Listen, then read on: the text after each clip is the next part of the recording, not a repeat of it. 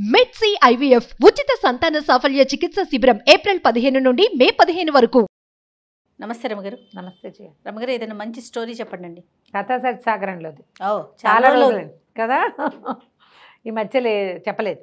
పూర్వం ధర్మగుప్తుడు చంద్రప్రభ అని భార్యాభర్తలు ఉండేవాళ్ళు. మణికులు అంటే వ్యాపారస్తులు. వణిజ్ అంటే వణిజులు అంటే ఇదన్నమాట, వ్యాపారస్తులు. వాణిజ్యం మీద నుంచి వచ్చే వణిజులు. వాణిజ్యం అని వింటాం కదా, అదే వణిజుల్నే. వాళ్ళు చేసేదే వాణిజ్యం. అయితే ఏమైంది, చాలా కాలం పిల్లలు పుట్ల వాళ్ళకి. ఎంతకాలమో అయితే ఒకసారి కొంతకాలానికి ఎప్పటికో ఎన్నో రకాల పూజలు వ్యవహారాలు అన్నీ చేసిన తర్వాత ఒక కుమార్తె పుట్టింది. ఆ పిల్ల పురుట్లోనే మాట్లాడటం మొదలుపెట్టింది. పైగా అసలు ఎట్లా ఎంత వెలుగ్గా ఉందంటే పిల్ల, అసలు ఆ పిల్ల పుట్టేసరికల్లా లోపల పురిటి గదంతా వెలుగుతో నిండిపోయిందిట. పిల్ల మాట్లాడుతుంటే మంత్రస్థానికి కంగారు పడి కళ్ళు పడిపోయింది. చిలకత్తలు పరిగెత్తుకుంటూ వచ్చారు. పిల్ల ఏంటో మాటలు వినపట్టినాయి. ఆము కేవు కేవు మంటల్లా, అది కేర్ మంటల్లా విచిత్రంగా మాట్లాడుతోంది. అక్కడి నుంచి లోపలికి వెళ్ళాడు. తండ్రిని పిలిచారు. మన తండ్రితో మాట్లాడతాను పిలవమంది. పిలుచుకుపోయారు. పిలుచుకెళ్ళాక లోపలికి వెళ్ళి చూస్తే ఏముంది, పిల్ల అంతా వెలుగ్గా ఉంది. పిల్ల బ్రైట్గా మెరిసిపోతుంది. మహాద్భుత సౌందర్యవతి అయిన చంటి పిల్ల. అదేమో నోటి తెచ్చి మాట్లాడుతుంది. అక్కడి నుంచి ఏమంది, మరి నేను ఒక దేవతని, నీ ఇంట్లో పుట్టాను, నాకు వివాహం చేయకూడదు, నన్ను నీ పిల్లగా పెంచుకో, నా వ్రతం తీరాక నా దారిని నేను వెళ్తా, అప్పటిదాకా నీకు పుత్రికా సంతానం పిల్లలు లేరని బాధపడుతున్నావని మీ ఆవిడ గర్భాన్ని పడ్డా, నేను అమ్మా నాన్న అని పిలుస్తాను, కూతురుగా పెంచుకో, వివాహాలు ఆడపిల్లని చేయకూడదు అని చెప్పేసరికి నేను సరిగినేమనుకున్నాడు. అలాగేనన్నాడు. కట్టడి చేశాడు. పిల్లకి అందరికీ చెప్పాడు ఈ విషయం బయటికి రానివ్వకూడదు అని. ఆ మంత్రస్థాన్ని పురుడు పోసిన మంత్రస్థాన్ని వాళ్ళ ఇంటోదే, దాన్ని కూడా ఇంట్లోనే ఉంచుకున్నారు. చెలికత్తలకు ఖచ్చితంగా చెప్పాడు ఈ విషయం బయటికి రానివ్వద్దు, పిల్ల మాట్లాడుతుందని. చంటి పిల్ల మాట్లాడుతుంటే అది వింత కదా, విచిత్రం. సోమప్రభ అని పేరు పెట్టాడు. చంద్రకాంతి లాంటి కాంతి కలిగి ఉంది ఆ పిల్ల. పిల్ల చచ్చిపోయిందని ప్రచారం చేశారు బయట. రహస్యంగా వాళ్ళ ఇంట్లో పిల్లని వాళ్ళ ఇంట్లోనే పెంచుకున్నారు. ఇంట్లో పిల్లందంటే ఈ ధర్మగుప్తుడు బోళ్ళంత ఆస్తిపరుడు. ఎవరో ఒకళ్ళు చూడటానికి వస్తారు. ముందేమో పిల్లని చుట్టానికి వస్తారు, తర్వాత పలకరింపులకు వస్తారు, ఆ తర్వాత పెళ్లి సంబంధాలకు వస్తారు. 8 ఏళ్ళు వస్తే పెళ్లి చేసే రోజులు అవి. అక్కడి నుంచి పెరిగింది పిల్ల. ఎవరికి చెప్పాల. ఆ పిల్ల ఇంట్లోనే ఆడుతూ పాడుతూ పెరిగేది. కాస్త అంత పిల్ల అయింది. పెళ్ళి అయ్యాక వారా వీరా చెలికత్తలే పెళ్ళి అని అనుకుంటుంటే పోట్లాడింది. పెళ్లి చేయడానికి వీల్లేదని చెప్పే కదా మీకు అని. సరే ఏమైంది, పిల్ల కాస్త 10-14 ఏళ్ళు వచ్చేసినాయి. ఇంట్లో తిరుగుతుంటే ఒకనాడు ఏమైంది, ఆ రోడ్డు మీద వసంతోత్సవం జరిగింది. ఆ ఊళ్ళో వసంతోత్సవం అంటే ప్రతి సంవత్సరం హోలీ లాంటిది. వీళ్ళకి కాముని పున్నములు, ఆ పున్నములు, ఈ పున్నములు చేసేవాళ్ళు. ఆ వసంతోత్సవానికి నృత్యగానాదులతోటి ఊరేగింపు వెళ్తోంది వీళ్ళ వీధులోంచి. ఆ ఊరేగింపు చూడడానికి ఈ పిల్ల పోయి బాల్కనీలో నుంచుంది, బయట సౌధాగ్ర భాగంలో నుంచుంది. ఈ వెళ్తున్న బళ్ళల్లో ఒక ఎత్తైన బండి మీద గుహచంద్రుడనే ఇంకో వణికుమారుడు నుంచునున్నాడు. వాడు చూసి పరమాద్భుత సౌందర్యవతి అయిన ఈ అమ్మాయికి పడిపోయాడు. అక్కడి నుంచి ఇంటికి వెళ్ళాడు. చాలా దిగులుగా ఉన్నాడు. అన్నం తింటలేదు సరిగ్గా, ఏమిటి అని. ఆ రోజుల్లో ఈ మన్మథావస్థకి చాలా పెద్దపీట వేసేవాళ్ళు. వయసు వచ్చిన పిల్లలు మూడ్ ఆఫ్గా ఉన్నారంటే ఎవరో అమ్మాయి కోసం అని తెలుసుకునేవాళ్ళు. పాపం వాళ్ళ ఫ్రెండ్స్ని వీళ్ళని అందరినీ కనుక్కున్నాడు. వాళ్ళ నాన్న ఏమిట్రా నువ్వు ఎవరిని చూసి వ్యామోహపడ్డావు, పోనీ అదేదో వ్యవహారం చూద్దాం, ఇట్లా ఆరోగ్యం పాడు చేసుకోవద్దన్నాడు. అయితే నేను వెళ్తుండగా ఈ ధర్మగుప్తుడు గారి ఇంట్లో వాకిట్లో మేడ మీద ఒక పిల్లని చూశానన్నాడు. పిల్లని చూశాననగానే ఒక పిల్ల ఉంది. ఆ పిల్ల వాళ్ళ ఇంట్లో చూసానంటే చెలికత్తె కాదు, చక్కగా అలంకారం చేసుకుంది, చాలా అందగత్తె. ఆ పిల్లని నాకు తెచ్చి పెళ్లి చేయమన్నాడు. ఈయన ఏం చేశాడు, కబురు చేశాడు. మా ఇంట్లో మాకు పిల్లలు లేరు, అసలు మాకు పిల్లలే లేరన్నాడు ఈయన. వాళ్ళు కబురు చేశారు, వీళ్ళేమో మా పిల్లలు లేదన్నారు. అన్నసరికల్లా ఆశ్చర్యుడు, లేని పిల్లని ఎలా చూస్తాడు మావాడు. అక్కడి నుంచి రాజుగారి దగ్గరికి వెళ్ళాడు. ఈ గుహచంద్రుడి వాళ్ళ నాన్న, నా కుమారుడు ఒక పిల్లని చూశాడు వాళ్ళ ఇంట్లో, మరి అతనేమో లేదంటున్నాడండి, పిల్లాడికి ఆరోగ్యం పాడైపోతుంది, చాలా పెద్ద వ్యాపారం చూసుకునే పిల్లాడు, మరి ఆ పిల్లని మా వాడికి ఇప్పించవలసింది అని. రాజుగారికి ఏంటంటే డబ్బులు అప్పిచ్చేవాళ్ళు వణిక్కులు. ఆ రోజుల్లో రాజుకి పెట్టుబడి వ్యాపారస్తుల దగ్గర నుంచే వస్తుంది. ఈయన కాదనుకోలేక ఈ ధర్మగుప్తుని కేకేసి, మీ ఇంట్లో ఉన్న ఆడపిల్లలందరినీ ముందు చూపించు, వీడికి చూస్తాడు. అందరూ చెలికత్తలంతా వచ్చి నుంచున్నారు. ఎవరూ కాదు. ఆయన భార్యను కూడా రప్పించాడు. కాదు, ఇంట్లో ఇంకా స్త్రీలు లేరా అంటే లేరన్నాడు. నేను 100% చూశానంటాడు పిల్లాడు. అక్కడి నుంచి ఆయన ఆ గుహచంద్రుడి తండ్రి చాలా బతిమలాడాడు, నా పిల్లాడు చచ్చిపోయేలాగా ఉన్నాడు, వాడు కోరుకున్న పిల్ల దక్కపోతే వాడు బతకడు, ఈ మన్మథావస్థకి వాడికి ఏదైనా జ్వరం వచ్చేస్తే అనారోగ్యం వచ్చేస్తే నేనేమైపోవాలి, ఒక్కగానొక్క పిల్లాడు, నీకు ఏం కావాలంటే అది ఇస్తా, నా పిల్లాడిని కాపాడు. చుట్టుపక్కలంతా ఇతన్ని తిట్టారు, ఏదో చేస్తున్నావు, మీ ఇంట్లో ఉన్న పిల్లని చూపించకుండా చేస్తావా అని. ఈయనకి చుట్టుపక్కల పరుగు పోయేలాగా ఉంది, బోల్డ్ వ్యాపారం, చాలా కుటుంబాలు ఆయన మీద ఆధారపడి ఉన్నాయి, పనివాళ్ళు, వీళ్ళందరికీ తిండి తిప్పలు కావాలా, నిన్ను వేలేస్తామనేసారు వాళ్ళు. ఇంకేం చేయలేక కూతుర్ని బతిమలాడాడమ్మా, ఎట్టాగొట్టా పిల్లకి పెళ్లి చేయాలి, మరి నీకు తప్పదు, ఇంత మటుకు వచ్చేసింది, వాళ్ళంతా అడుగుతున్నారు, నువ్వు బయటికి రాకుండా ఉంటే సరిపోయేది, నేనేం చేయను అన్నాడు. అరే సగల సమప్రభ అంది, సరే కాపురం మాత్రం చేయను, కావాలంటే పెళ్లి చేసుకుంటా, పెళ్ళైతే చేసుకుంటా, కాపురం కుదరదు, దానికి ఒప్పుకుంటే చేసుకోమని. ముందు అసలు ఆ పిల్లని చూస్తే చాలంటున్నాడు వీడు, కంటతో చూసినా చాలంటున్నాడు. అక్కడి నుంచి ఈయన మెల్లిగా, మా పిల్ల ఏదో వ్రతంలో ఉందండి, అందుకని అది పుట్టినప్పటి నుంచి నేను ఎవరికి చూపించలేదు, మరి పిల్ల కాపురానికి వడంబడదు, కావాలంటే మీ వాడిని పెళ్లి చేసుకోమనండి, పెళ్ళాన్ని చూసుకుంటూ కాలక్షేపం చేయాలి అని చెప్పాడు. చెప్పేసరికల్లా సరే ఒప్పుకున్నారు. ముందు పిల్లాడు బతకాలి కదా, అదే ఒప్పుకుంటుంది. ఆడపిల్ల కాపురం వద్దంటే ఇవాళ వద్దంటే రేపు వద్దంటుంది ఏమిటి, ఇలాంటి వాళ్ళని ఎంతమందిని చూడలేదు. అలా అని భావించారు. భావించిన తర్వాత ఏమైంది, సరేనని తాంబూలాలు పుచ్చుకోవడానికి వచ్చారు. తాంబూలాలు పుచ్చుకున్నారు, వివాహం అయింది.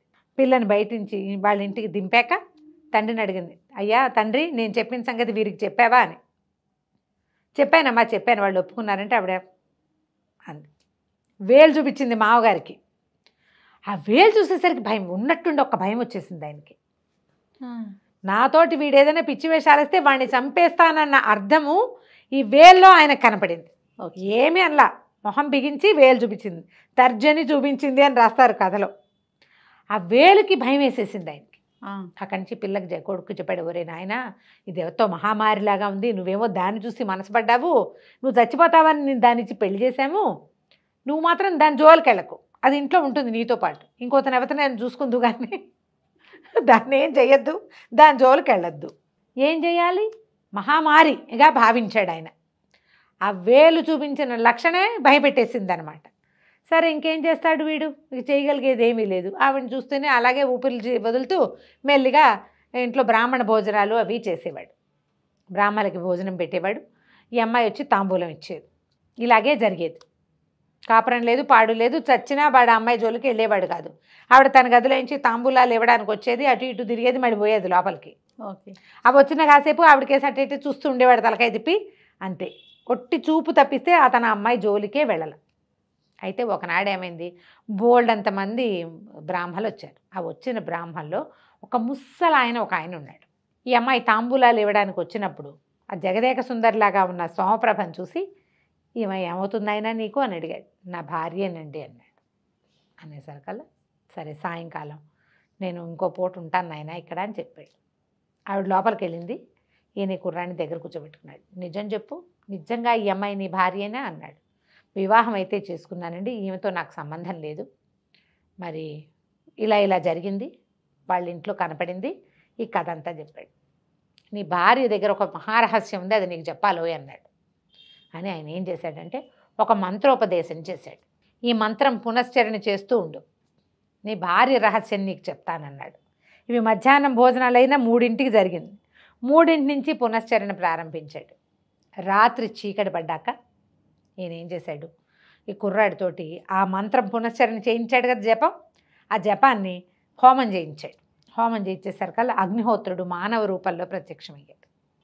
అని వస్తే ఏమన్నారు వీళ్ళిద్దరూ మాట్లాడుకున్నారు. ఈ బ్రాహ్మడు అన్నాడు, అగ్నిహోత్రుడిని ఆరాధించు, రేపు ఉదయం ఈయనకి భోజనం పెట్టు, మనతో పాటే ఉంటాడని అగ్నిహోత్రుడిని ఇంట్లోనే ఉంచుకున్నారు. అగ్ని మానవ రూపంలో వీళ్ళ ఇంట్లో ఉన్నాడు. ఓకే, మర్నాడు ఉదయం భోజనం చేశాడు. అందరు బ్రాహ్మణులతో పాటు తాంబూలం పుచ్చుకున్నాడు, అక్కడే ఉన్నాడు. చీకటి పడింది, రాత్రి అయింది. రాత్రి అవ్వగానే ఈయన అన్నాడు, మళ్ళీ అని మంత్రం మళ్ళీ పునశ్చరణ చేయి, నీకు రహస్యం చెప్తానని. అతను ఆ మంత్రం పునశ్చరణ చేసేసరికల్లా ఒక దాన్ని ఏమంటారంటే మోహక మంత్రం అనే ఒక మంత్రంతో తను ఆ అబ్బాయి ఇద్దరు 2 తుమ్మెదల్లాగా మారిపోయేలాగా చేశాడు ఆ ముసలి బ్రాహ్మడు. అర్ధరాత్రి, బాగా రాత్రి అయిపోయింది. 10 అయితే ఆ రోజుల్లో అర్ధరాత్రి కిందే లెక్క. 10ంటికి ఎక్కడొక్కడ జనం అంతా సర్దుకున్నారు. సోమప్రభ ఇంట్లో నుంచి బయలుదేరింది చీకటి మాటన. ఆ అగ్ని ఇంట్లో ఉండటం వల్ల మానవ రూపంలో ఉన్నాడు కదా, ఆమె తనని వెంబడిస్తున్న వాళ్ళు ఎవరో తెలుసుకోలేకపోయింది. నడుచుకుంటూ వెళ్తోంది. ఆ వెనకాలే ఈ తుమ్మెదల రూపంలో ఉన్న ఈ బ్రాహ్మడు, మన ఈ కుర్రాడు గుహచంద్రుడు ఇద్దరు వెళ్ళారు. వెళ్తే ఇప్పుడు అలా వెళ్ళి ఒక పెద్ద శ్మశానంలోకి వెళ్ళింది. అక్కడ పెద్ద వటవృక్షం, దాని కింద పోళ్ళంతమంది శాకిని ఢాకిని గణాలు ఉన్నాయి. ఒక మహాసౌందర్యవతే ఒక ఆవిడ వీణ వాయించుకుంటుంది. ఈవిడ పోయి ఆవిడ పక్కలో కూర్చుంది. ఎట్లా ఉందంటే పైన చంద్రుడు, కింద 2 చందమామలు ఉన్నట్టున్నారు. చూస్తూ ఉన్నాడు వీడు ఆ భ్రమర రూపంలో. వాళ్ళిద్దరూ మాట్లాడుకుంటున్నారు, అక్క చెల్లి. ఏమని, మా ఇంటికి ఎవరో ఒక బ్రాహ్మడు వచ్చాడు, మరి ఆయన అగ్నిహోత్రంలాగా ఉన్నాడు, నాకు భయం వేసింది, నా భర్తకి తెలిసిపోతుందేమో, ఇంకా ఈ శాపావసానం అయ్యేదాకా ఇంకా ఎంతకాలం ఈ కథ నడపాలో అని మాట్లాడుకున్నారు. ఇద్దరు కలిసి ఏదో చక్కగా తాగారు, తిన్నారు. ఆవిడ ఇక్కడ ఇంట్లో ఏం తింటోందో ఎవ్వరికీ తెలియదు. ఇక్కడ ఏం తిందో తాగదు. ఓహో, తిండంతా రాత్రిపూటే. ఇక్కడే ఏదో తాగింది, మళ్ళీ బయలుదేరింది. నడుస్తుంటే ఆవిడని కాళ్ళు నేల మీద ఉన్నట్టు లేవు. ఇంట్లోకి వచ్చేసింది.